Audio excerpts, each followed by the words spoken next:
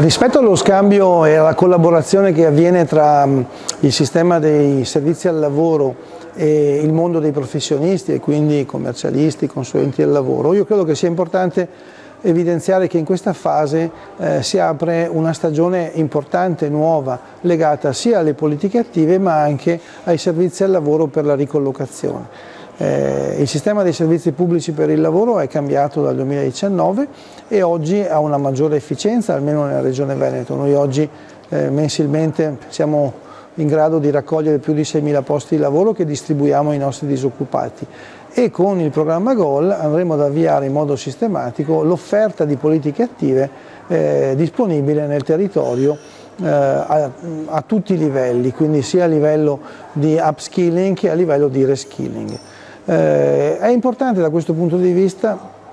tenere il rapporto con il sistema dei centri per l'impiego e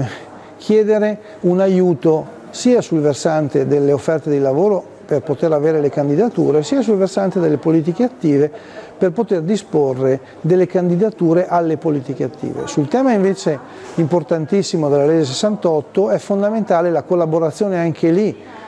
tra intermediario e centro per l'impiego, proprio perché andare a selezionare i lavoratori disabili è un lavoro da fare insieme all'azienda e insieme all'intermediario. E su questo ci sono anche altre opportunità come l'articolo 14, quindi attraverso la cooperazione sociale,